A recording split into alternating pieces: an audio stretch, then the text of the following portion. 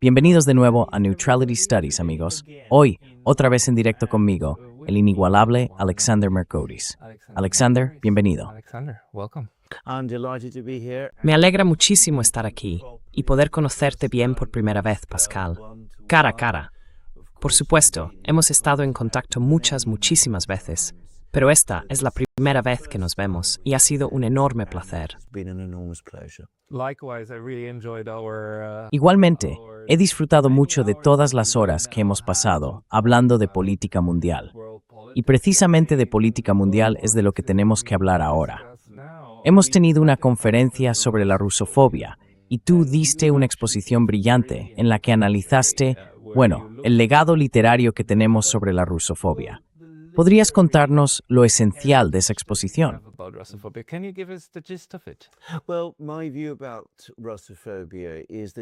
Bueno, mi opinión sobre la rusofobia es que, si hablamos de Occidente, se trata de un fenómeno relativamente reciente.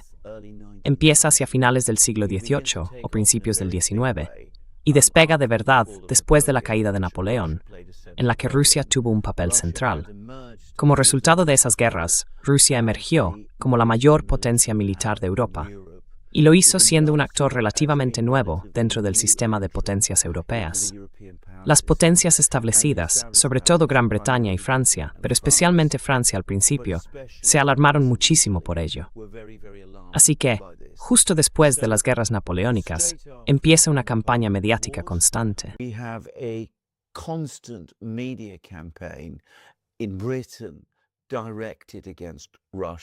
En Gran Bretaña, dirigida contra Rusia, la prensa británica empieza a hablar de Rusia casi del mismo modo que lo hace hoy, como un imperio militarista, agresivo y además bastante atrasado y autocrático. Luego Francia toma el relevo, por así decirlo, y lleva todo eso al terreno literario. A partir de la década de 1840, empezamos a ver en la literatura francesa todo tipo de expresiones sobre Rusia que condensan esa rusofobia, si se quiere, que ya se encontraba en los medios británicos. Entre esas obras están, por ejemplo, Rusia en 1839, de Custine, y aún más llamativo, un cómic publicado en 1854, al comienzo de la Guerra de Crimea, por el ilustrador francés Gustave Doré. Básicamente, esas obras crearon la imagen rusófoba de Rusia que conocemos hoy.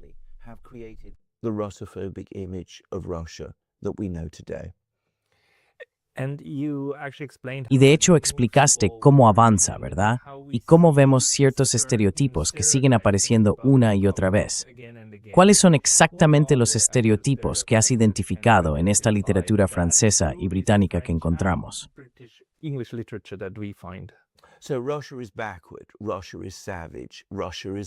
Así que Rusia es atrasada, Rusia es salvaje, Rusia es una tiranía.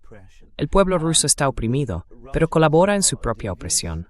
Los rusos son astutos, son agresivos, disfrutan con la violencia y la crueldad, y no se les puede confiar absolutamente nada. Y cualquier cosa buena que oigamos sobre ellos es, ante todo, desinformación rusa. Y eso, por cierto, aparece muy pronto. A los rusos ya se les acusa de desinformar desde bastante temprano. Luego empiezan a surgir expresiones más literarias de todo esto. Y hablo de varias novelas que aparecieron en el siglo XIX, en la segunda mitad del siglo, que repiten esas mismas ideas estereotipadas sobre los rusos.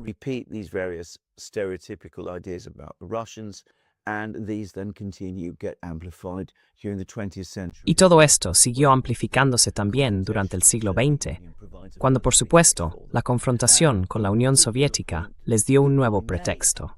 Y un punto concreto que mencioné es que una de las razones por las que estos estereotipos y temas sobre Rusia han durado tanto tiempo es que nunca se han afrontado en Occidente. Nadie ha salido a decir claramente: estos son manifestaciones de rusofobia, una forma de racismo. Esta manera de representar a los rusos, de estereotiparlos, es básicamente racista. Y por eso, como nunca se hace de esa manera, la gente sigue repitiendo los res.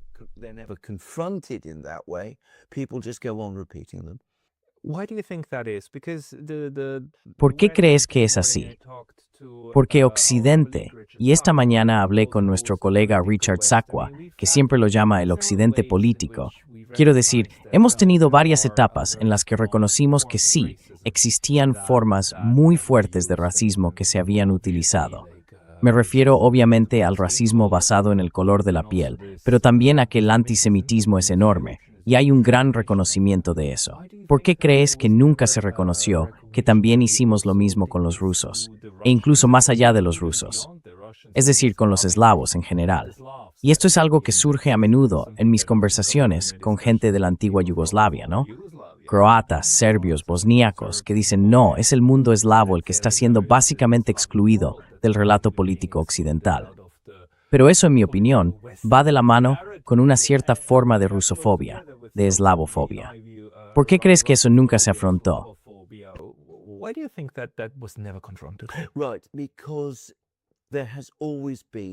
Exacto, porque siempre ha habido una dimensión política detrás de todo esto. La rusofobia, en sí misma, fue una creación política. Yo participé en un debate sobre cómo surgió, sobre cómo se fabricó deliberadamente en Francia. La rusofobia original se creó en Francia en tiempos del propio Napoleón, como preparación para su enfrentamiento con Rusia. Y la posición de Rusia como gran potencia ha hecho que sus rivales, al principio el Reino Unido, luego el Reino Unido y Francia, después Alemania, más tarde Estados Unidos, pero también de nuevo el Reino Unido y Francia, tuvieran siempre un incentivo político para mantenerla viva y sin cuestionar. Si alguna vez se quiere poner fin a la rusofobia, eso requeriría una decisión política. Primero, abandonarla, y segundo, afrontarla. Y esa decisión nunca se ha tomado.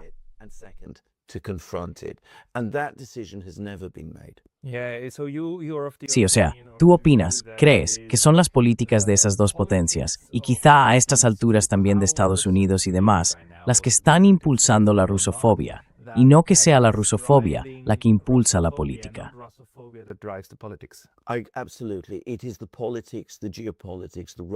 Exactamente. Son la política, la geopolítica, la rivalidad, la agresividad, lo que en el fondo impulsa todo esto. Ahora bien, hay que matizarlo, porque lo que ocurre después es que las posturas rusófobas se vuelven tan arraigadas, tan integradas en la conciencia occidental, que acaban de alguna manera influyendo en la política. Así, los propios responsables políticos terminan interiorizando esa imagen de Rusia que ha sido creada con fines políticos. Y se produce un efecto de retroalimentación que afecta a la toma de decisiones. Pero si alguna vez hubiera una decisión política seria y sostenida para afrontarlo, para denunciarlo, como una forma de racismo, creo que se derrumbaría muy rápido. Y en ese momento, por cierto, estaríamos superando la rusofobia. Y sería entonces cuando quizá podría producirse un verdadero acercamiento con los rusos.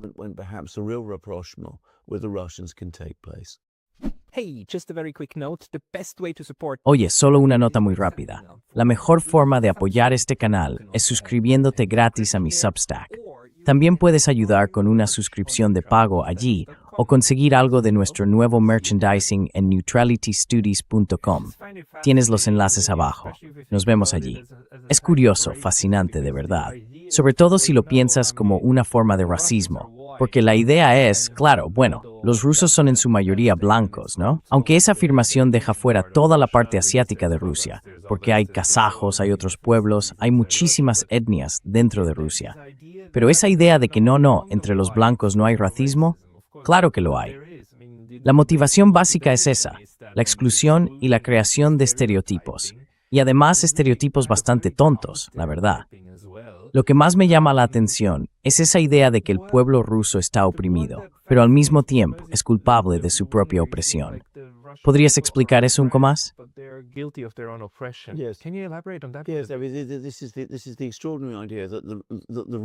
Sí, esta es la idea extraordinaria de que el pueblo ruso, por naturaleza, tiene un carácter servil y que en realidad busca y desea que se le imponga un gobierno tiránico.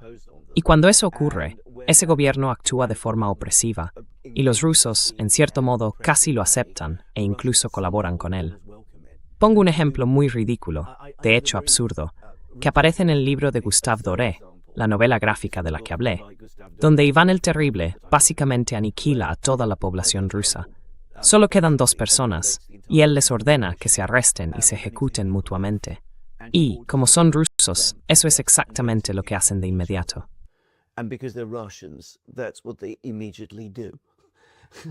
O sea, quiero decir, todo el concepto es absurdo. Y claro, plantea la pregunta, si todos los rusos han sido asesinados por su propio gobernante, ¿qué tipo de historia le queda a Rusia después de eso? Algo que, por cierto, Doré nunca llega a afrontar del todo. Pero ahí se ve el ejemplo de cómo los rusos están dispuestos, básicamente, a colaborar en su propia opresión.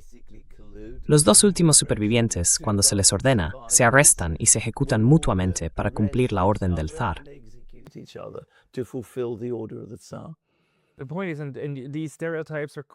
La cuestión es que estos estereotipos están volviendo a aparecer ahora mismo, ¿verdad? Y estamos hablando hoy, 12 de junio de 2026, ¿no? Así que, después de más de 4 años de guerra en Ucrania, esta idea de la opresión y de que el pueblo ruso también es responsable de ello, va de la mano con esa curiosa idea en el occidente político de que basta con ejercer un poco de presión y el régimen ruso se derrumbará porque la gente se levantará, que el régimen iraní caerá y la gente se levantará. ¿Está esa idea realmente inspirada en la rusofobia que luego se aplica a otros lugares?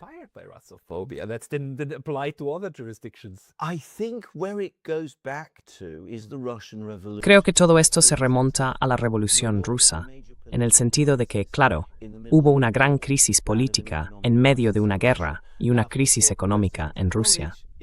Ahora bien, lo que Occidente no reconoce es que antes de que ocurriera la Revolución Rusa, antes de que cayera la monarquía, ya había habido un periodo muy largo de cambio político y de crisis política dentro de la propia Rusia, que se estaba desarrollando de forma orgánica. Pero la narrativa rusófoba siempre ha tenido muchas dificultades para aceptar la idea de que los rusos tienen capacidad de decisión, que existe algo llamado sociedad rusa, que los rusos realmente tienen opiniones y que esas opiniones pueden influir en la política dentro de la propia Rusia.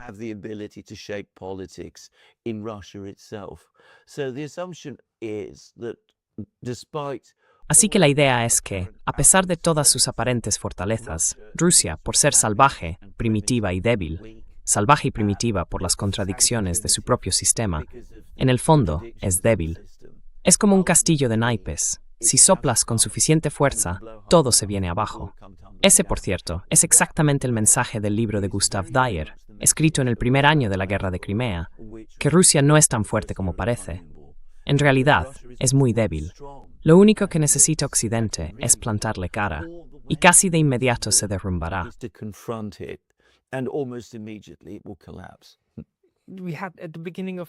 Al principio de la guerra, quiero decir, fue fascinante, ¿verdad? Cómo la Comisión Europea y otros decían que los rusos estaban luchando con palas, que se aferraban con los dientes a ese territorio, que los habían hecho retroceder. Lavadoras, ¿no? Chips sacados de lavadoras. Ese tipo de. Y aunque nada es un a suceder, la idea de que Rusia va a colapsar pronto sigue presente hoy en día. Y es de hecho la inspiración detrás del 20º paquete de sanciones y todo lo demás. ¿Cómo te explicas que de algún modo la realidad no consiga convencerles de que ese estereotipo es falso?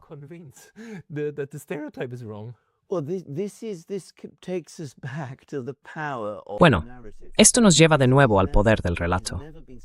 Como nunca ha estado sometido a una presión constante, ha generado una serie de supuestos, incluso dentro de la propia élite política, de los que les resulta muy difícil desprenderse.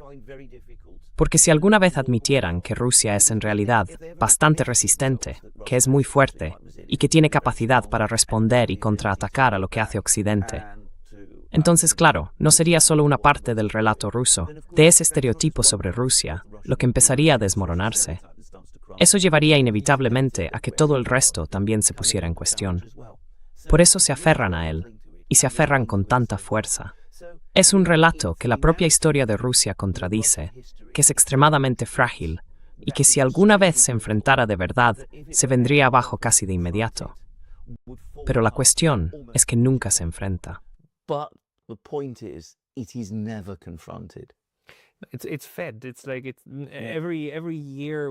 Es algo alimentado. Cada año volvemos a encontrarnos con este cambio en cómo se supone que debemos pensar sobre los rusos. Y en mi opinión, hay dos corrientes en todo esto. Una, porque lo llamamos rusofobia, pero fobia, claro, implica miedo, ¿no? Y desde luego hay un elemento de infundir miedo hacia los rusos. Es como esa idea de que mañana estarán en Portugal, que si la OTAN no es lo bastante fuerte, arrasarán Europa entera, los Bálticos, Polonia, Alemania. Otra vez toda Europa, ¿verdad? Esa es la parte del miedo. Pero luego está la parte del odio. Esa especie de no, otra vez, son primitivos, son simples, fáciles de derrotar, tontos, borrachos, ¿no? Y eso evidentemente no nace del miedo. Y esas dos corrientes parecen coexistir al mismo tiempo y acaban generando en el occidente político esa necesidad de exigirnos que creamos a la vez que son increíblemente débiles, pero también la mayor amenaza.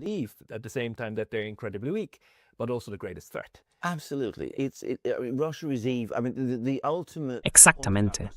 El punto central de la rusofobia es proyectar la idea de que se trata de un país fundamentalmente malvado. Así que, si hace cosas malas, eso se interpreta como una manifestación de su maldad inherente. Y esa maldad nunca cambia.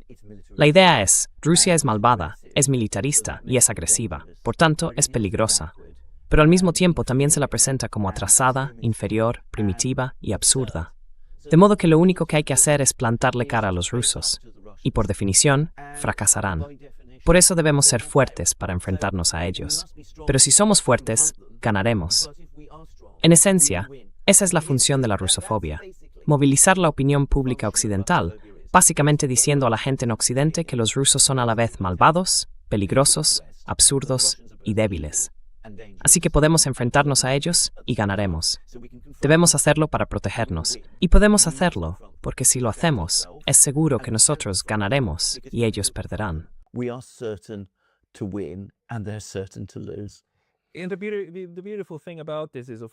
Lo bonito de todo esto es que, claro, no hace falta explicarlo. Es algo que está ahí, como un hilo rojo que recorre todo el desarrollo político. Y de hecho, como mostraste en tu presentación, durante al menos 200 años ha habido esa corriente de fondo, y nunca hemos conseguido deshacernos de ella.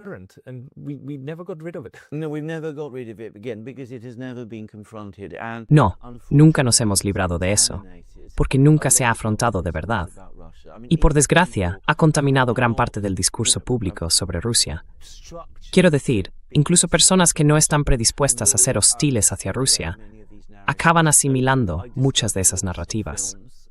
He hablado de libros y de películas, y había más libros y películas de los que podría haber comentado, en los que vemos cómo las narrativas rusófobas se van filtrando en la historia, en los personajes.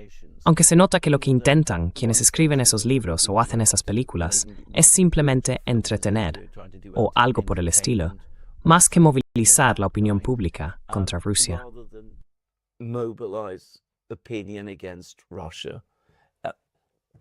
Sí, pero ese es justo el punto con Enrico Tocco. Mira, forma parte de la cultura. Es un fenómeno cultural. Ese era el objetivo de mi presentación, que algo que empezó como un asunto político se ha convertido ahora en una declaración cultural y está muy arraigado en la cultura occidental moderna. Así que los rusos siempre aparecen representados, o casi siempre, en la literatura y el cine occidentales de una manera muy concreta.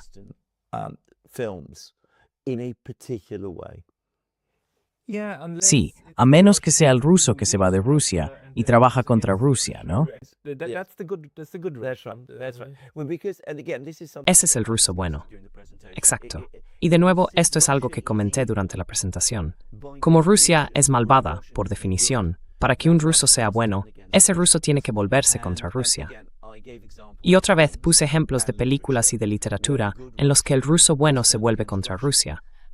Un ruso que sea leal a Rusia es por definición malvado, porque Rusia en sí es malvada. Así que esto ejerce una enorme presión sobre los propios rusos y sobre una parte de la intelectualidad rusa, porque, para ser aceptados en Occidente, tienen que demostrar a Occidente que están en contra de su propio país.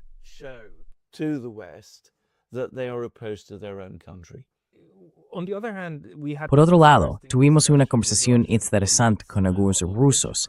Y Mets familiarizar de que los rusos que restringen el gobierno ruso son rusófobos.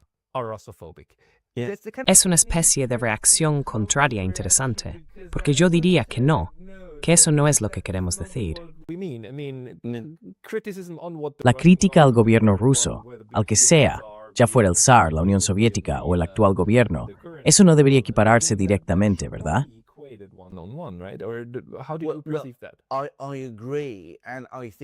¿Cómo percibes eso? Estoy de acuerdo. Y creo que aquí hay un error importante y un peligro muy, muy grande.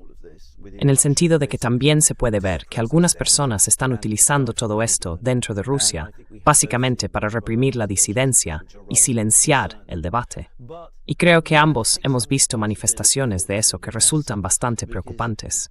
Pero también tenemos que asumir cierta responsabilidad en Occidente, porque esa actitud de que un buen ruso es un ruso contrario a su gobierno hace mucho más difícil que los propios rusos puedan mantener una conversación interna sobre el desarrollo de su sociedad.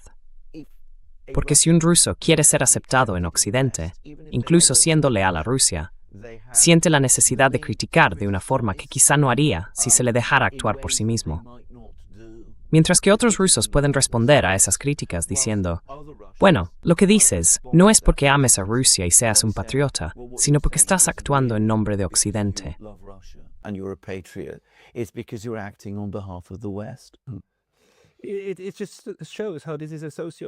Esto demuestra que todo esto es como un ping-pong sociológico, ¿no? Ese ir y venir, donde las comunidades se influyen unas a otras, y las distintas partes dentro de esas comunidades también se influyen entre sí. Y eso, por desgracia, puede acabar alimentando un bucle de retroalimentación que se refuerza solo y que lleva a la militarización o a resultados negativos. ¿Cómo crees que se podría actuar para desde ambos lados, bueno, digamos desde el lado ruso, porque vamos a asumir que, bueno, no asumir, tienes razón, esa rusofobia nunca se ha afrontado realmente? ¿Qué se podría hacer desde el lado ruso para decir algo así como, oye chicos, ¿qué tal si empezamos a desmontar un par de estas cosas?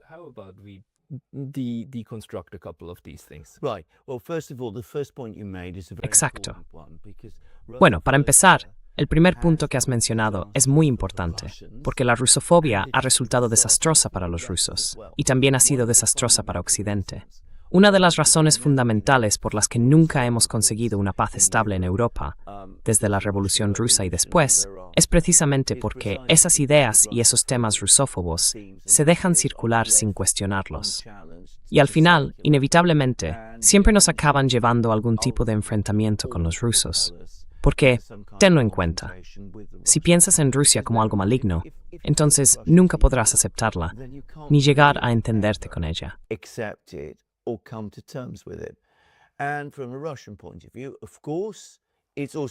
Y desde el punto de vista ruso, claro, también ha sido un desastre absoluto.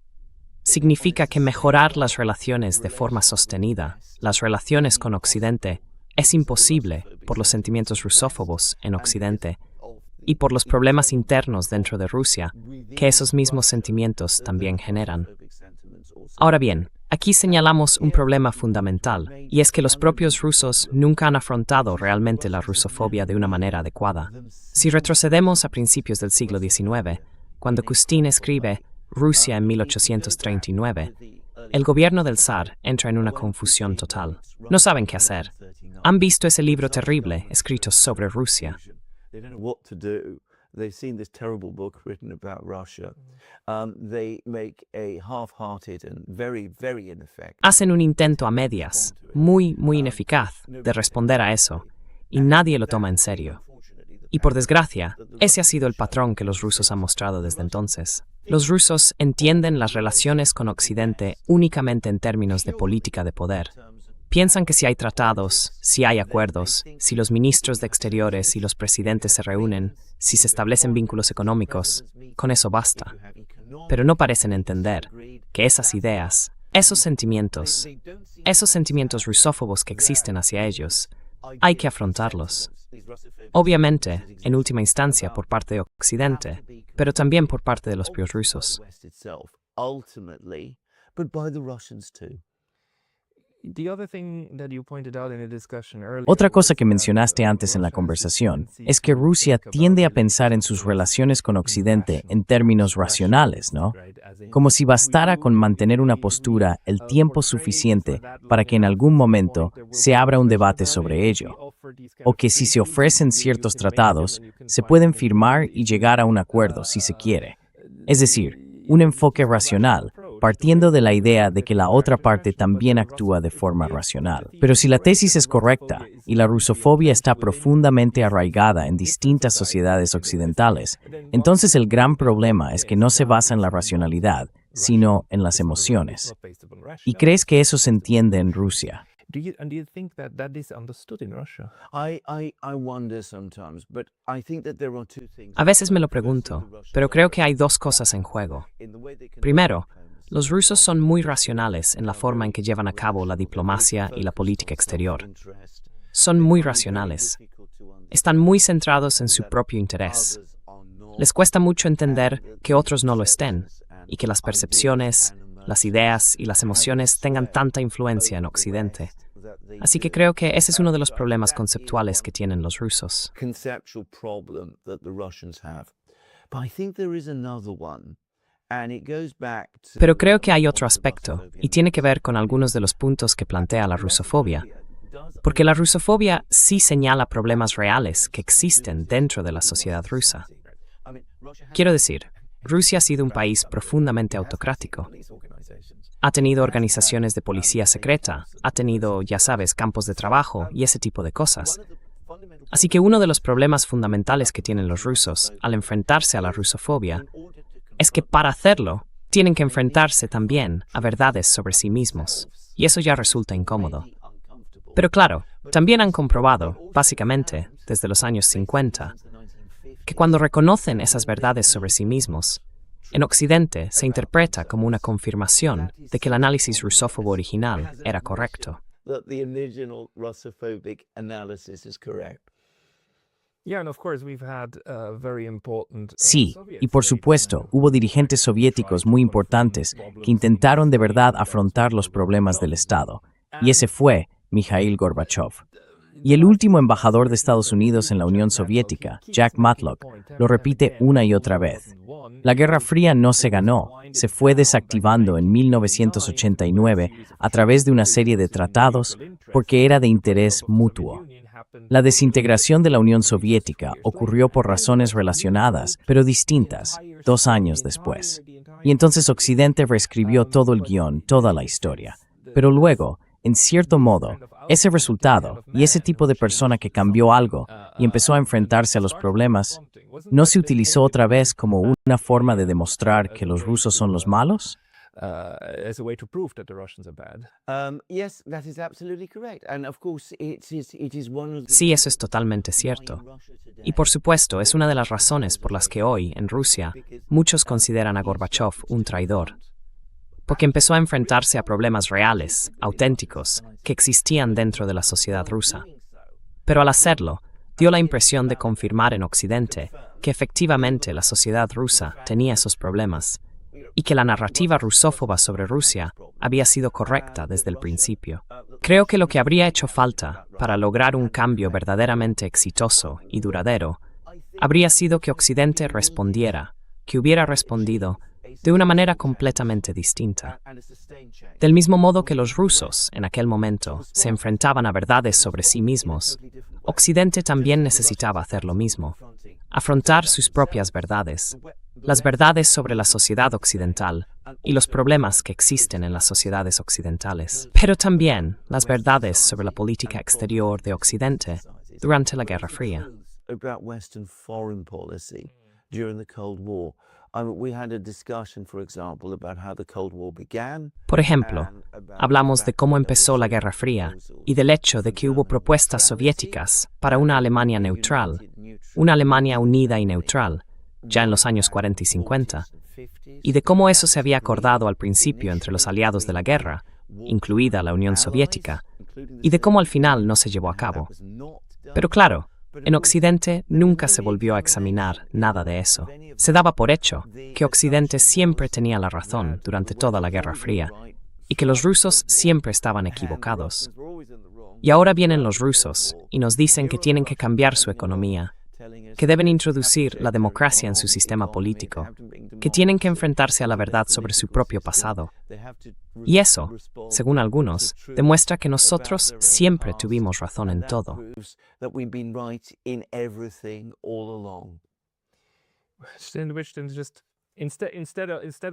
En lugar de mostrarse humildes ante Occidente y decir algo como, gracias por venir a nuestro lado, dijeron, lo sabíamos.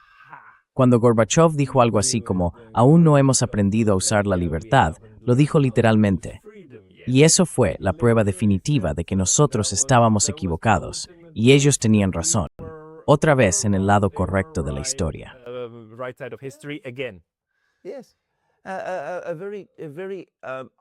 Sí, una sociedad muy sofisticada y altamente educada, que es en lo que Rusia se había convertido en ese momento, fue tratada de una forma increíblemente paternalista y condescendiente. No se la veía como una sociedad madura y plenamente desarrollada. Se la veía como una sociedad que debía ser controlada, guiada y tutelada por Occidente para ponerla en el camino correcto. Y por supuesto, si de paso nos quedábamos con algunas cosas, bueno, eso se considera una recompensa totalmente justificada, pues es un critimar estegs y rifos de esa manera.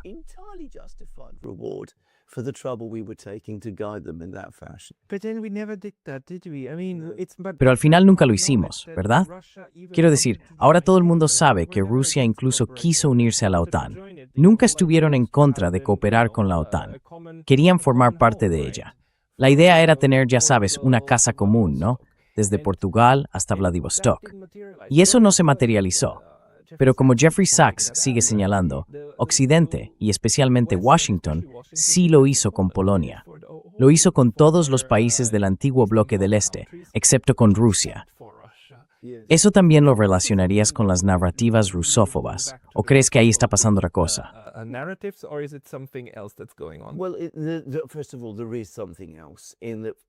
Bueno, ante todo, hay algo más. Que Estados Unidos incorporara a Rusia en la OTAN significaría introducir otra gran potencia en la alianza, una que rivalizaría con Estados Unidos. Porque Rusia sería, en ese caso, el único país dentro de la OTAN. De hecho, sería el país dentro de la OTAN, con un nivel de poder que Estados Unidos no podría superar. Quiero decir, seguiría siendo una potencia nuclear. Seguiría siendo el país más grande del planeta. Seguiría teniendo unas fuerzas armadas poderosas, una industria fuerte. Así que, desde un punto de vista sencillo, si se trata de preservar la posición de Estados Unidos como gran potencia y como hegemonía dentro de la OTAN, no se puede tener a los rusos dentro.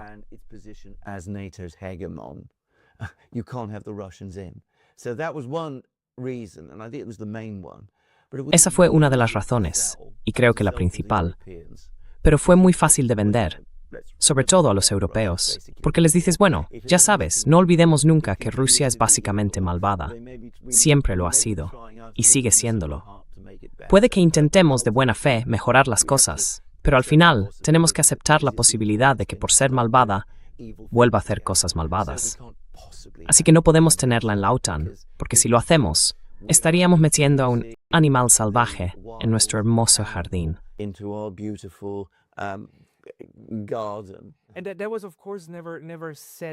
Y eso, por supuesto, nunca se dijo en voz alta, ¿verdad? Pero esa era la idea, o al menos esa es la afirmación, que ese era el trasfondo, algo que se entendía y se compartía dentro de ese ámbito cultural que representa el occidente político. Por eso no se intentaba. Y aún así, los años 90 fueron fascinantes, ¿no? Gorbachev básicamente siguió todo lo que le decían sobre cuál era la terapia de choque adecuada. Y Vladimir Putin, bueno, ovaciones en pie en el Bundestag alemán, el primer hombre que llamó a George W. Bush después del 11 de septiembre. Estamos con vosotros, os ayudaremos. Y allí estábamos, pero aún así no funcionó. No logró convencer al occidente político de que esa Rusia debía integrarse y no ser marginada. Bueno, ni podría ser de otra forma, porque volvemos al mismo punto. El buen ruso es el que elige a Occidente. El mal ruso es el que se queda con Rusia. porque Rusia es el mal. Because Russia is evil. Sí, pero el buen ruso es el que Occidente impor. Against Russia. Obviously, the Russian government wouldn't do that. Exactly. Contra Rusia. Obviamente, el gobierno ruso no haría eso. Exacto. Pero claro, ahí está la cuestión. Si lo hace, si se trata de Boris Yeltsin, de Yegor Gaidar, de Mikhail Gorbachev o del primer Putin, entonces están dando pasos que van en contra de los intereses históricos de Rusia. Y eso demuestra que quizá no sean del todo buenas personas, porque siguen siendo, al fin y al cabo, el gobierno de Rusia, pero aspiran a hacer el bien. Ahora bien, cuando empiezan a defender los intereses nacionales rusos, por supuesto se vuelven malos, porque en ese momento se alinean con aquel que desde el principio se considera el mal. Aligning themselves with that which is evil in the first place. In this sense, Russophobia is actually. En este sentido, la rusofobia es, en realidad, una herramienta muy conveniente para mantener una especie de estructura común dentro de las distintas partes de lo que llamamos Occidente político. Porque por un lado, si tiene éxito, acabaría llevando a la disolución de Rusia, es decir, el objeto desaparece. Y si eso no ocurre, entonces se toma como prueba de que los estereotipos son ciertos, que son malvados, que están luchando contra nosotros, que están invadiendo tu mente, porque claro, el mal es así, y el hombre se despertó una mañana, tuvo un ataque de ira y decidió invadir. Así que en el fondo, es un mecanismo que se refuerza a sí mismo, ¿no te parece? So it's really self-reinforcing, isn't it? It is self-reinforcing and that is why it survives. Because Es un círculo que se refuerza a sí mismo, y por eso sobrevive, porque siempre le da a Occidente una explicación cómoda para todo lo que ocurre. Así que, si Occidente hace algo mal, si actúa de una forma que provoca una crisis, al final, aún así, la culpa es de Rusia. ultimately, nonetheless, it is Russia's fault. If we assume that this analysis or Si asumimos que este análisis, o digamos este diagnóstico del problema, de la enfermedad que está detrás de parte del problema sociológico, si asumimos que es correcto y que no somos solo dos locos aislados en una cabaña en medio del bosque, quiero decir, quién sabe, ¿no? Pero supongamos que es correcto. ¿Qué dirías tú? ¿Cuáles serían algunos de los antídotos o algunas de las intervenciones que Rusia podría aplicar, o China o los países del BRICS, para ayudar a este paciente psicológico reacio a avanzar, digamos, en la dirección adecuada? to kind of, move into the right direction? I do think the Russians Creo que los rusos deberían ser mucho más firmes al denunciar esto. Y creo que tendrían que hacerlo en todos los foros internacionales, no solo en las conversaciones directas con los europeos y los estadounidenses, sino en todos los foros internacionales, en las Naciones Unidas, entre los países del sur global. Creo, además, que allí encontrarían un público muy receptivo. Todas esas sociedades han sufrido el racismo en carne propia, entienden muy bien cómo funciona el racismo. En el caso de Rusia, el racismo puede tener un origen distinto. Quizás sea una construcción más artificial. It might be a more artificial construct, but it is racism nonetheless. And Pero sigue siendo racismo, y funciona de una forma muy parecida a como lo hace el racismo en general. Y por supuesto, no habría nada más devastador, digamos, en el Reino Unido, que el ministro de Asuntos Exteriores de la India, en una entrevista, fuera a la embajada británica y dijera: lo que estáis diciendo sobre los rusos es totalmente inaceptable, porque es completamente y absolutamente racista. Y no voy a permitir que habléis así de otra nación y de otro país. Si eso ocurriera, y si ocurriera de verdad, a gran escala, provocaría un gran impacto y puede generar una acción. And that might lead to a reaction. So that's one thing the Russians could do. The other thing that the Russians Eso es una de las cosas que los rusos podrían hacer. La otra, y esta es la parte difícil, es que tienen que seguir construyendo su propia sociedad. Quiero decir, esto es evidente, y deben centrarse mucho en ello. Tienen que desarrollarla de una forma que, diría yo, fortalezca su democracia y su sociedad, de maneras que obviamente no encajan con la propaganda ni con esa narrativa rusófoba. Porque si Rusia es una democracia, entonces no puede ser una tiranía. Y no se puede decir de forma realista que los rusos sean cómplices de su propia opresión. Quiero decir,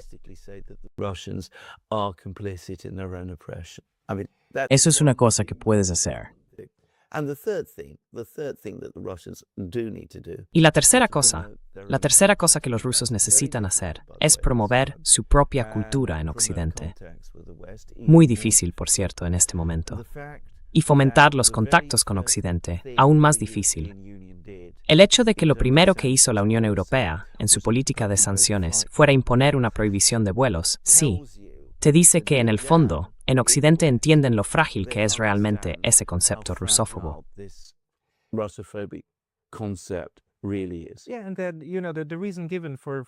Sí, y luego ya sabes, la razón que se da para prohibir RT y otras cosas, y para prohibir la cultura rusa, la música rusa, siempre es propaganda porque van a mentir, ¿no? Van a mentir. Y nuestra población, que es susceptible y estúpida, y en realidad hay un poco de racismo ahí que aplican contra los suyos, ¿verdad? Pues la población es demasiado tonta para entender las cosas, así que hay que protegerla. Pero dejemos eso a un lado. No se trata solo de la desinformación, ¿verdad? It's not just about the disinformation, right? It's also this fear that maybe the real Russia could disprove that Russia is all of these stereotypes. So you need to prevent the contacts, and we don't see that happening with the Chinese. We don't see that happening with, of course, not with. We see it also with Iran. How the West is trying to keep anyone from finding out what the real Iran is about. But so this bridges that make sure that the stereotypes Sean lo más difíciles, Poemer. that real human-to-human contacts are as difficult as possible. I think this is actually one of the greatest points. Creo que, en realidad, este es uno de los mayores motivos de esperanza, al final. Porque el hecho de que Occidente reaccione de esta manera, justo como tú lo describes, demuestra lo frágil que es, en el fondo, esa visión rusófoba. Y los líderes occidentales, aunque sin duda comparten esa visión en cierto grado, en el fondo saben que es frágil y falsa. Saben que si se enfrenta a los hechos reales sobre la Rusia real, se vendrá abajo. About the real Russia, then it will crumble. And the whole disinformation industry that has been constructed in the West. Y toda la industria de la desinformación que se ha construido en Occidente se ha creado, en parte, para impedir que los occidentales comprendan y descubran la realidad rusa.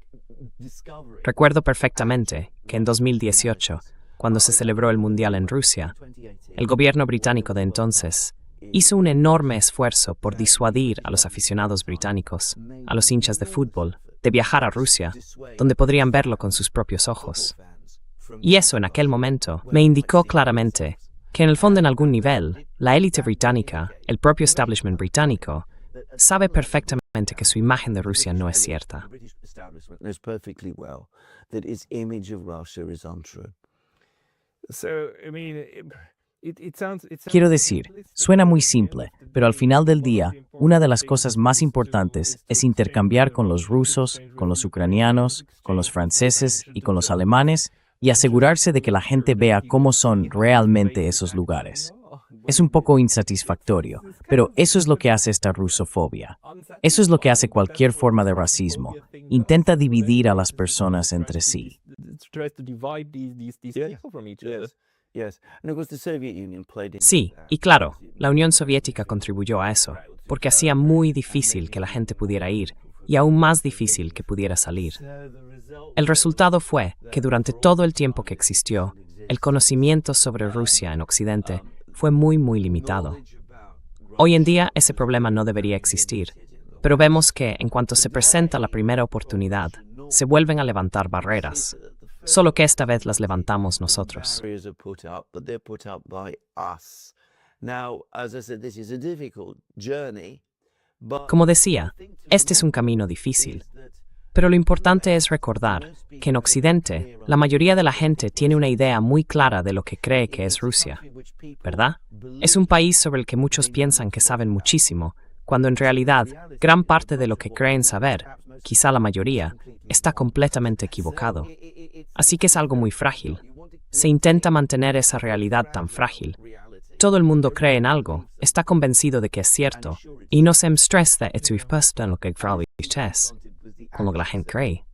because it is not the way people believe it to be. Yeah, and here we have the problem of the Dunning-Kruger Sí, effect. y aquí tenemos el problema del efecto Dunning-Kruger. En general, cuanto menos entiendes sobre un tema, más probable es que creas que sabes mucho sobre él.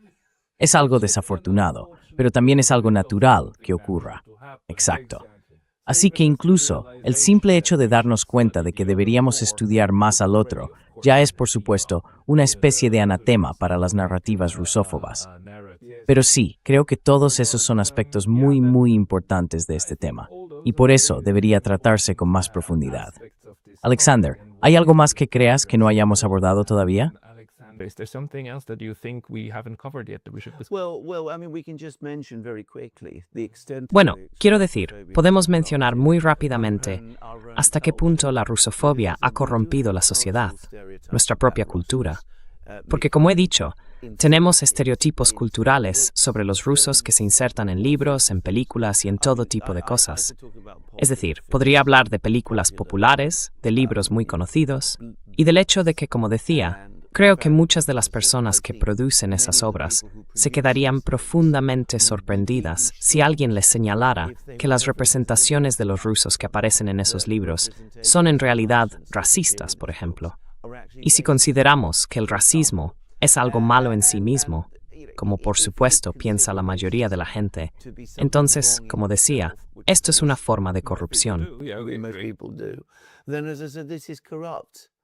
I will give you an example, a particular example, which is extreme. Voy a ponerte un ejemplo concreto, que además es un caso extremo y quizá algo esotérico. Se trata de la enorme discusión crítica que ha habido sobre la música de ciertos compositores soviéticos, especialmente Shostakovich y Prokofiev. Algunos críticos musicales en Occidente han hecho un gran esfuerzo por afirmar que esa música contiene todo tipo de temas antisoviéticos, que hay mensajes codificados dentro de ella, y que eso es lo que la hace buena, exactamente. Eso significa que un anticomunista, un antisoviético, rusófobo, puede sentarse a escuchar la 10ª Sinfonía de Shostakovich y disfrutarla, porque cree que en realidad transmite un mensaje con el que él mismo se identifica como rusófobo. Pues bien, yo creo que esa es una forma profundamente forzada de escuchar música. Y además, en última instancia, una forma corrupta. Listening to music. And again, it is a corrupt one ultimately. It just shows. Ya ves, esto demuestra todas las capas que tenemos que ir quitando para llegar al fondo del problema y lo difícil que va a ser este camino. Aunque se tomara la decisión, pasarían décadas, ¿verdad? It would take decades, wouldn't it? Oh, it'll take an enormous deal. Let's go quickly to Oh, more popular. haría falta algo enorme para cambiar eso. Discussed during our talk Vamos rápidamente a un medio más popular. about how one particular Durante nuestra conversación, en la presentación que di, hablé de cómo se ha creado una imagen rusófoba muy concreta, chooses the la de que la mujer rusa buena y virtuosa elige Occidente, mientras que las demás mujeres rusas son depravadas, malvadas, asesinas y crueles. It's extraordinary. Y es impresionante lo fuerte que es esa imagen de cierto tipo de mujer rusa. Por ejemplo, en el Reino Unido, en los últimos 10 años, ha habido una serie de televisión llamada Killing Eve, donde la protagonista es una joven asesina en serie psicópata, también depravada, y por supuesto es rusa. Also depraved. And of course she's Russian. I mean, No lo vi.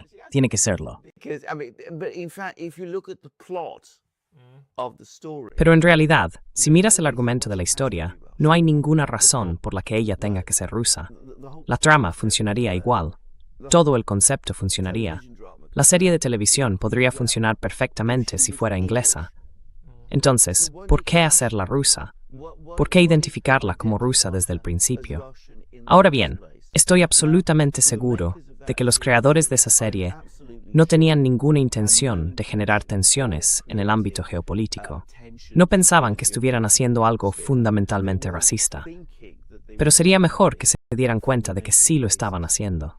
but it would be better if they realized that they were. You gave this other example, of course. Pusiste este otro ejemplo, claro, el de James Bond, de Ian Fleming, y cómo Desde Rusia con Amor es una de las películas en las que él realmente usa eso, pero quizá él mismo entendió que no era lo mejor que podía hacer. y las películas posteriores empezaron a cambiar. Right, okay, so the novel... Vale, sí, esto está bien. Entonces la novela original, Desde Rusia con Amor, se publica en 1957. Contiene todos y cada uno de los tópicos rusófobos de los que hemos hablado. Rusia es malvada, es agresiva, militarista, tiránica. Los rusos son depravados, son cómplices de su propia opresión. Incluso si juegan bien al ajedrez, eso resulta sospechoso, porque demuestra lo astutos y engañosos que son. Y por supuesto, en el centro Desde Rusia con Amor, en la mujer rusa y también está la mujer rusa malvada, depravada, incluso físicamente fea, Rosa Klebb, que la asesina de Smersh, la ejecutora, una operadora completamente maligna. Utterly evil operator. So you had all of the Russophobic tropes. Así que ahí tienes todos los tópicos rusófobos. Ahora bien, Ian Fleming, a quien mi madre conocía, con el tiempo empezó a preocuparse cada vez más por todo esto. Y empezó a darse cuenta, porque era un hombre inteligente y sensible de lo que había estado haciendo. Para cuando comenzaron a rodarse las películas, ya estaba cambiando de opinión. Por eso, las películas que se hicieron mientras Fleming seguía vivo, y de hecho también las que vinieron mucho después, son muy cuidadosas en no identificar a los rusos como el enemigo. Y lo mismo ocurre, por cierto, con los últimos libros de James Bond, escritos por Fleming. Así que los rusos y esa agencia rusa contra la que lucha James Bond, que por cierto es completamente ficticia, llamada Smersh, fueron sustituidos por Spectre, que es básicamente una organización criminal. Which is essentially a criminal organization. Now, I happen to know that Fleming... Pues, resulta que yo sé, por mi madre, que Fleming era plenamente consciente de lo que hacía. Tenía muchas dudas sobre la Guerra Fría, y algunos de los sentimientos que aparecen en sus primeros libros nunca los repudió, porque claro, eso le daba mucho dinero. Además, Desde Rusia con Amor era la novela favorita de John F. Kennedy, así que no podía repudiarla. Pero sí se sentía incómodo con ello, y empezó a cambiar sus ideas políticas de forma bastante profunda. Y al final hizo huida, algo que casi nadie sabe. Siguió en die small evolución de Quo. ¿Ah, sí? Sí. Es una pena. Bueno, vale. Demuestra que no todo está perdido, y que la gente puede cambiar, y que la introspección y la reflexión sobre lo que hacemos y cómo pensamos en los demás realmente pueden ayudar. Es de hecho una nota muy esperanzadora para terminar. Alexander, por supuesto, eres una de las dos caras de The Duran, y ahí es donde la gente debería ir. The Duran en YouTube. Tu propio canal de YouTube, Alexander Mercuris, con tu propio nombre. Estoy bastante seguro de que cualquiera que esté viendo esto ya lo sabe. Tienes el programa más brillante que existe a diario. Muy generoso por tu parte decirlo, Pascal, y tú también tienes un programa brillante. Te escucho todos los días, y yo también. Gracias. Amigos, por favor, apoyad a The Duran, Alexander Mercuris y tu colega Alex Christoforou. Alexander, ha sido un gran placer tenerte aquí. Gracias. Muchas gracias, Pascal. Thank you. Thank you very much, Pascal.